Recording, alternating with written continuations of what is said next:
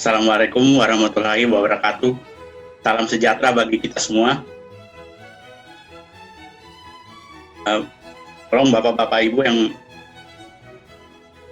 nggak ngobrol di mute ya semua, demi kelancaran sharing kita. Selamat sore Bapak Ibu, teman-teman dan rekan-rekan semua. Pertama-tama saya ingin mengucapkan minal aizin wal faizin, mohon maaf lahir dan batin buat teman-teman semua. Seperti yang kita ketahui, saat ini Gubernur DKI Bapak Anies Baswedan sudah memutuskan untuk kembali memperpanjang pembatasan sosial skala besar ya PSBB hingga tanggal 4 Juni 2020. Jadi sambil mengisi waktu menunggu PSBB, saya dan teman-teman mencoba melakukan hal-hal positif, salah satunya dengan sharing pengalaman dalam desain konstruksi untuk storage tank. Terima kasih juga saya ucapkan untuk teman-teman yang sudah mau bergabung dalam sharing session kita di sore ini. Selain dari Jakarta, serta juga ada yang dari Sumatera, jadi saya ucapkan selamat datang ya. Jadi kalau saya lihat dari seluruh Indonesia banyak juga yang daftar.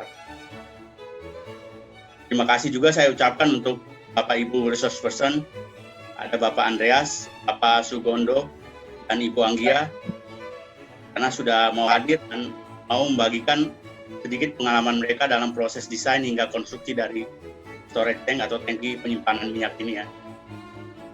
Sore ini sesi kita akan dibagi menjadi 3. Ada sesi engineering akan dibawakan Bapak Andreas. Bapak Andreas nanti akan menceritakan tentang desain tangki kosong dan pada saat operasi termasuk pada saat gempa. Kemudian beliau juga akan menceritakan tentang soil bearing dan lateral capacity serta desain fondasi dan kapasitas tiang panjang. Kemudian nanti sesi kedua nanti Bapak Sugondo menceritakan bagaimana proses distribusi material ke area live plant, metode penggalian di area live plant, dan analisa efek getaran panjang terhadap live plant. Dan nanti di sesi terakhir tentang safety oleh Ibu Anggia. Ibu Anggia akan menceritakan apa saja faktor keamanan yang harus dipertimbangkan pada atmospheric storage tank, kemudian apa saja protection device pada tangki, serta apa saja jika ada kebakaran di sekitar tangki. Sesi sharing pada sore ini akan berlangsung 30 menit. Jadi karena adanya keterbatasan waktu, maka sesi tanya jawab nanti bisa dilakukan setelah webinar ini selesai langsung dengan resource person. Nomornya sudah ada di flyer yang dibagikan ya. Oke, mungkin saya kira untuk mempersingkat waktu kita bisa langsung saja mulai dari Bapak Andreas dulu ya. Jadi Bapak Andreas saya persilakan untuk memulai sharingnya. Jadi bisa diceritakan sedikit bagaimana desain tangki pada kondisi kosong dan kondisi operasi, termasuk pada saat gempa, kemudian soil bearing dan lateral capacity, serta desain fondasi dan kapasitas tiang panjang. Bapak Andreas, saya persilakan. Assalamualaikum warahmatullahi wabarakatuh. Selamat sore teman-teman semua. Pada kesempatan kali ini kami akan membahas mengenai desain dari storage tank. Pada kesempatan kali ini saya membatasi untuk desain fondasi berdasarkan civil engineer. Nah, pada awal mula kita misalnya mendesain dari storage tank itu sendiri, kita mendapatkan tiga bentuk loading beban dari mechanical data.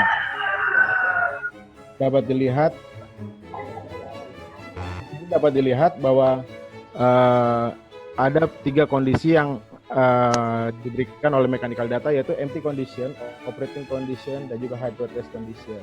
Di sini kita bisa melihat bahwa 3 kondisi ini sangat mempengaruhi pada beban-bebannya, di mana empty condition dengan lebih kecil beban, disusul operating, dan juga hydro test gitu. Nah, dalam merancang fondasi ini sendiri, kita mereverse ke beberapa code dan juga time seperti ASCE, ACI 318, dan juga berdasarkan API 650 gitu. Pada saat saat saya melakukan desain, ini adalah desain yang digunakan ASC 750, SCI dan juga API gitu. Nah, 3 bentuk kondisi tadi diaplikasikan pada saat kita mengaplikasikannya pada loading combination begitu. Nah, loading combination ini ada 2 bentuk, yaitu factor load untuk concrete reinforcement design dan juga unfactor load untuk piling stability. Nah, untuk unfactor load itu terbagi menjadi 2 bagian gitu sendiri, yaitu ada permanent condition dan juga ada temporary condition. Temporary condition itu terdiri dari apa? Temporary condition itu terdiri dari penghitungan beban angin dan juga beban gempa gitu. Lalu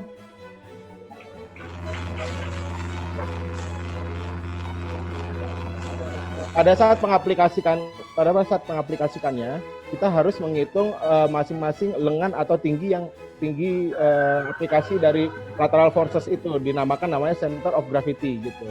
Jadi berbeda antara center of gravity dari wind load, center of gravity of earthquake itu sangat berbeda. Bisa lihat di sini. Di sini adalah penghitungan center of gravity untuk operating. Nah, setelah demikian kita menghitung beban dari wind load yang akan diaplikasikan ke tangki gitu. Nah, beban wind load yang akan diaplikasikan ke tangki. Nah, untuk beban angin itu sendiri, untuk penghitungan beban angin itu sendiri, kita merefer ke ASCE. Nah, ini kurang lebih contoh perhitungan dengan beban anginnya. Lalu kita menghitung mengenai berdasarkan beban gempanya.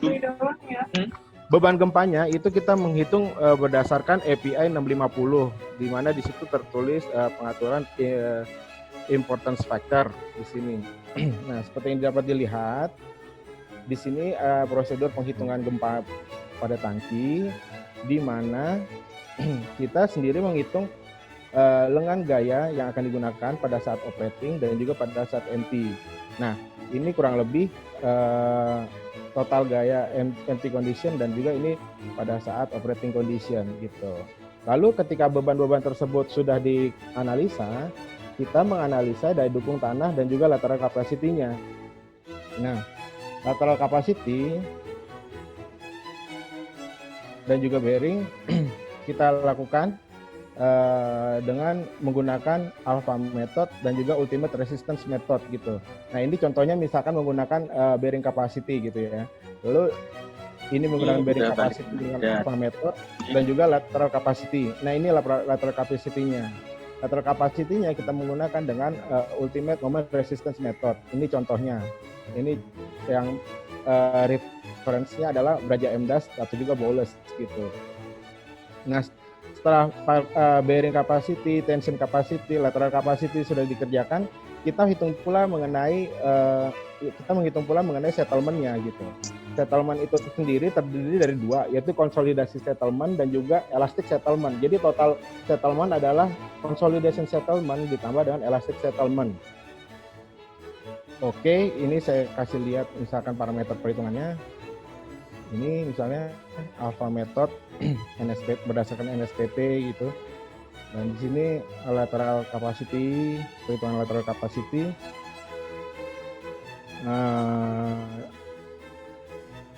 Di sini pola perhitungan misalnya dengan settlement-nya. Nah, ini settlement-nya. Jadi kita hitung konsolidasi dan juga elastic settlement. Lalu setelah kita sudah mengaplikasikan kita sudah mengetahui gaya-gaya pada saat lateral capacity, bearing capacity, lalu settlement-nya dan lain-lain, kita reverse ke perhitungan tadi. Jadi pada saat kita menghitung analisa tangki tadi dengan loading combination-nya. Ini contohnya analisa perhitungan dengan loading combination. Nah, ini didapat gaya luar dari totalnya. Ini gaya luar semuanya. Faktor load, unfaktor load, begitu. Nah, setelah kita sudah mengetahui total gayanya, kita cross check apakah ini masuk atau tidak dalam pile capacity-nya. Nah, kita cek di mana rasionya adalah 1, di bawah 1, kurang dari 1. Nah, ketika kita sudah mengecek berapa sih jumlah pancang yang dibutuhkan dalam tangki itu, kita bikin dalam sebuah file group kan. Nah, file group itu harus dirancang juga koordinat filenya. Contohnya seperti ini. Contoh analisa desain dari file group. Nah, contohnya seperti ini. Nah, lalu outputnya adalah kurang lebih seperti ini outputnya. Nah, di sini ada file koordinat, ada macam-macam ini. Nah, setelah kita menganalisa, setelah kita menganalisa ini, barulah kita mengaplikasikannya di lapangan. Nah, pertanyaannya, apakah harus dengan file pada saat kita misalkan merancang fondasi tangki, apakah kita harus dengan file? Tentu saja tidak, gitu. Dan ini sudah diterapkan di banyak-banyak refinery gitu. Tapi commonnya kita menggunakan file capacity.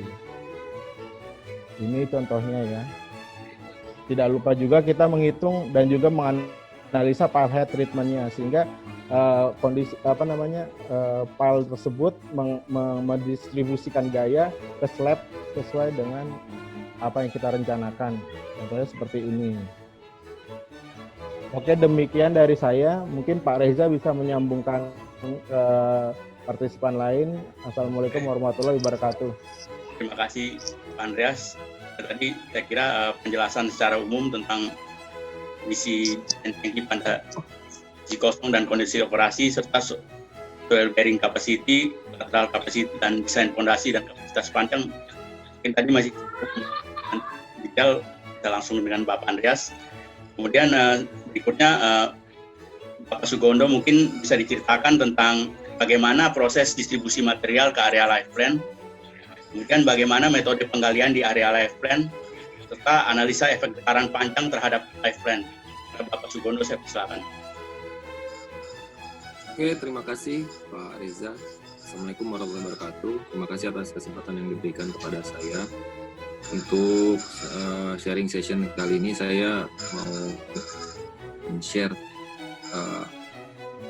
proses distribusi di area life plan, juga metode penggalian di area life plan, serta analisa getaran pancang di area life plan. Kenapa area life plan? Karena area life plan ini tantangannya punya tantangan tersendiri ya.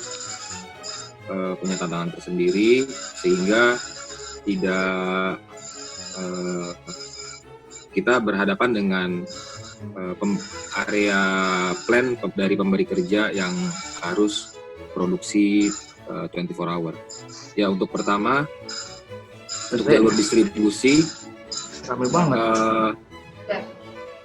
sebenarnya jalur distribusi ini untuk area project khususnya di area tank terminal, di area life plan ini sebisa mungkin terpisah. Artinya dari main kontraktor itu harus meminta dedicated way for project terhadap pemberi kerja, sehingga nantinya area project konstruksi ini tidak mengganggu operation dan juga produksi dari pabrik tersebut karena yang sifatnya 24 jam. Lalu juga dedicated way ini tidak mengganggu jalur emergency karena jalur emergency sangat dibutuhkan untuk evakuasi ya. Lalu salah satu metodenya juga merecord segala tujuannya merecord segala light vehicle maupun heavy vehicle masuk ke dalam sehingga terpusat dan terfokus. Dan juga dari main kontraktor seperti biasa wajib memaintain jalur dedicated way ini untuk konstruksi dari awal hingga akhir project. Mungkin itu yang saya bisa sharing untuk bahasan yang pertama. Untuk yang kedua,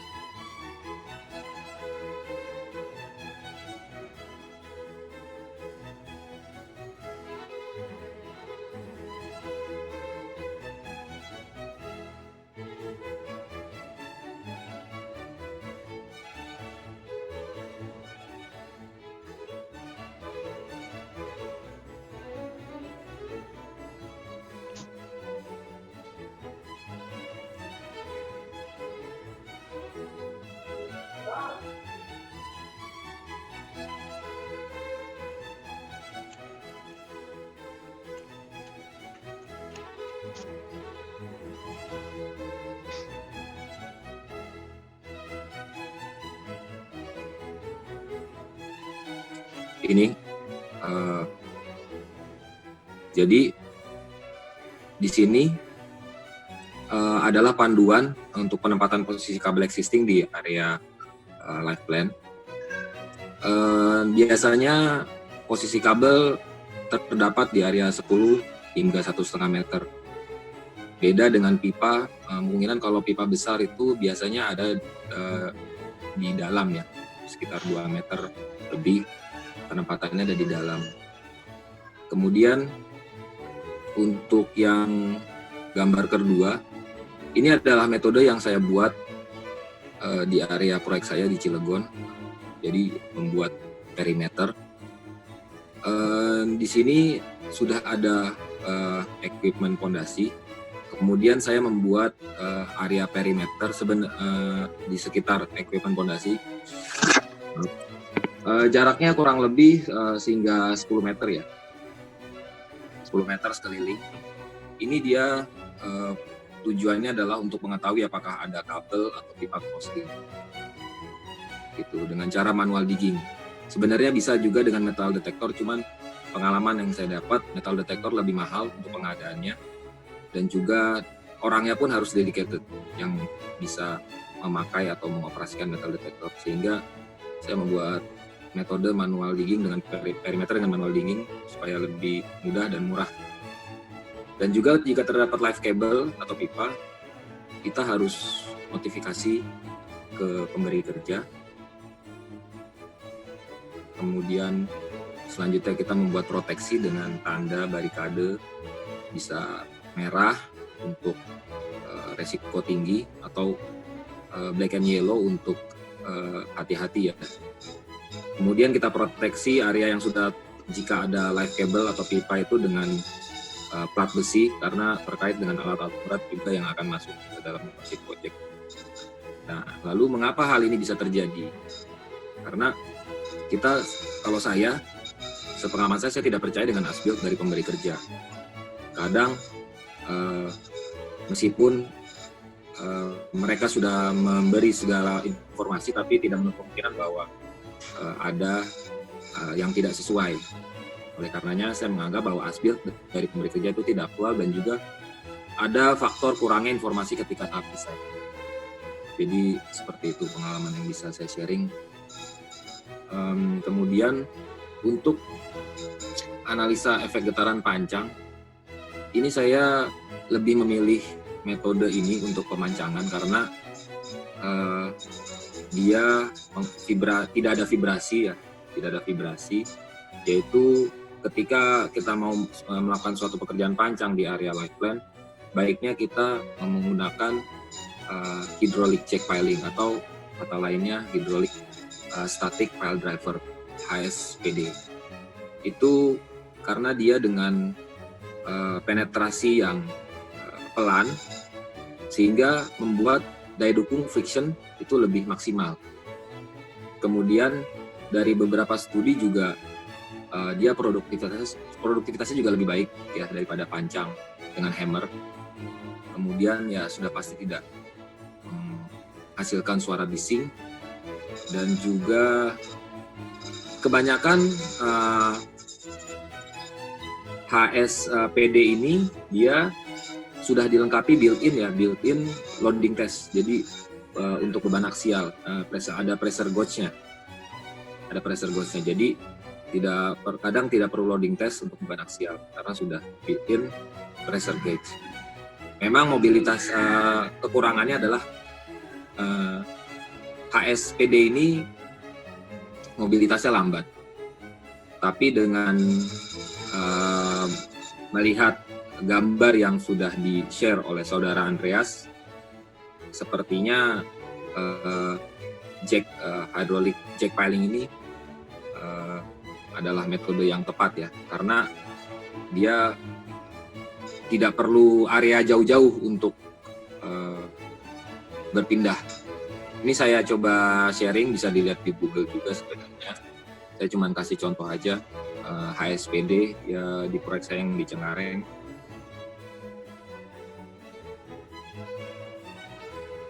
Ini adalah hydraulic static pile driver salah satunya. Bisa dilihat bahwa kaki-kakinya bukan trek, jadi dia mobilitas pun tidak terlalu bagus. Ini untuk area piling-piling yang jarak dari titik ke titik berikutnya tuh berdekatan. Mungkin itu aja yang bisa saya sharing. Pak Reza, terima kasih atas kesempatannya. Assalamualaikum warahmatullahi wabarakatuh.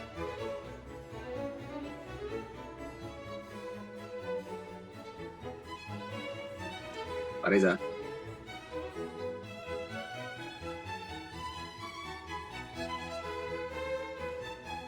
Baik, Bapak Sugondo sudah menceritakan sedikit bagaimana proses distribusi material ke area live friend, kemudian metode penggalian di area live friend, serta analisa efek getaran panjang terhadap live friend ya, serta contoh kasusnya pengalaman beliau di proyek-proyek sebelumnya. Berikutnya Ibu Anggia bisa ceritakan sedikit mungkin tentang safety di storage tank. Jadi apa saja sih faktor keamanan yang harus dipertimbangkan pada atmospheric storage tank ini? Kemudian apa saja protection device pada tangki, dan apa saja firefighting jika ada kebakaran di sekitar tangki. Nah, Ibu Anggia, saya silakan. Oke, terima kasih Mas Reza atas kesempatannya kali ini. Saya akan berbagi sedikit. Oke. Terima kasih. Saya akan memperlihatkan diagram PNID pada tangki kondensat dari proyek saya yang sebelumnya. Ini oke. Adapun instrumen pada storage tank yaitu ERP, di mana dia merupakan aksesoris pada storage tank kita, tapi dia menjadi komponen terutama untuk pressure untuk dijaga. Kemudian dia juga menjadi line blanketing untuk menjaga tangki, terutama untuk flammable liquid ya.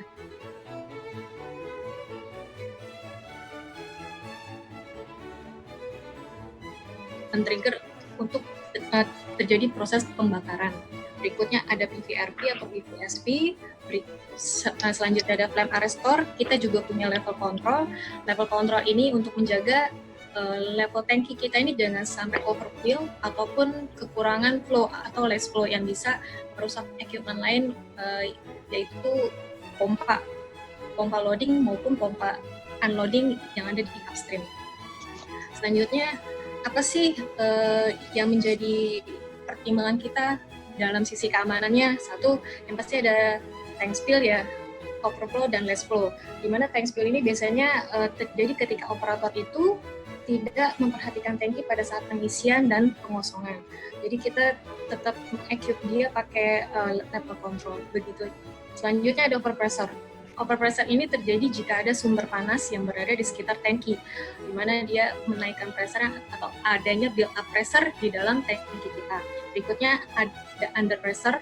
Under pressure ini biasanya terjadi jika kita pada saat pengosongan tangki. Biasanya saat kita menghitung breather valve, laju inbreeding itu yang kita pakai ketika pengosongan tangki. Saya akan tunjukkan gambarnya. Ini saat di engineering design kita menghitung inbreeding volume yang kita pakai, yang kita gunakan itu berdasarkan laju alir maksimum ketika si fluida akan dikosongkan. Untuk outbreathing-nya akan kita gunakan pakai laju maksimum ketika pompa unloading yang akan diisikan ke dalam tangki. Terus selanjutnya saya balik lagi ke ini. Berikutnya ada excessive vapor generation. Excessive vapor generation ini jika adanya perbedaan temperatur yang signifikan untuk cairan yang mudah menguap. Maka hal ini juga menjadi concern kita ketika kita men-sizing volume untuk venting. Begitu juga dengan tank rupture. Tank rupture ini jika si tangki terus-menerus terpapar oleh baik matahari maupun api ya, dia yang tadinya dia terus membakar fluidanya dia sampai habis, dan sampai itu dia dan setelahnya dia akan membakar si tangki kosong tersebut. Berikutnya ada fire. Fire ini merupakan hazard terbesar ya di dalam di dalam plant kita ya.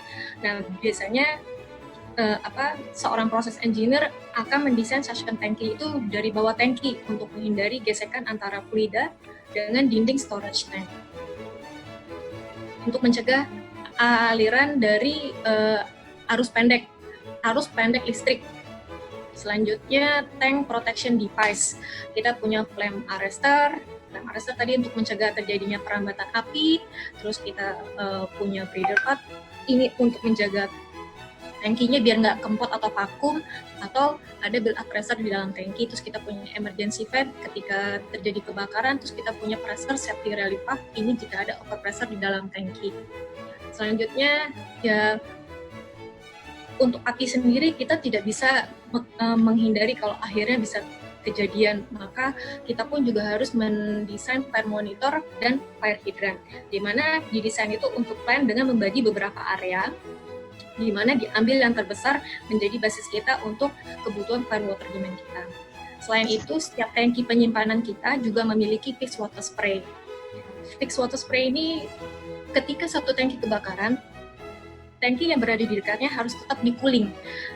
Tujuannya dia tuh enggak kolaps untuk semua tangki. Jadi hanya tangki, misalnya tangki ini yang terbakar, jadi biarkan aja tangki ini terbakar, tapi kita tetap tetap menjaga tangki-tangki ya yang ada berdekatan dengan dia. Terus jika tangki ini mengandung fluidanya liquid, maka kita harus men-sizing untuk foam. Biasanya foam ini kita pakai 3% sampai 6% dari jumlah air. Biasanya foam ini digunakan, foam chamber ini akan pecah ketika mengalami pemanasan. Dia akan mengcover seluruh fuel yang ada di dalam sehingga tidak berkontak dengan oksigen, yang dimana nanti dia malah memperparah kebakaran.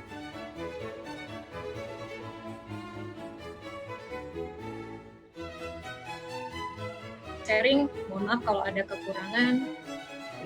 Sebelumnya Mr. Reza. Ya, baik, terima kasih Ibu Anggia. Baik, Bapak Ibu semua tadi sudah dijelasin secara umum engineering, konstruksi, dan safety pada storage tank. Karena keterbatasan waktu, kali ini kita punya hanya 30 menit. Maka jika Bapak Ibu punya pertanyaan, bisa langsung hubungin resource person hari ini ya. Nomornya sudah ada di flyer. Demikian sesi sharing kita terkait storage tank hari ini. Mudah-mudahan apa yang sudah disampaikan Bapak Ibu resource person kita berguna bagi Bapak Ibu semua. Sehat selalu buat kita semua. Sampai jumpa di kesempatan berikutnya. Terima kasih.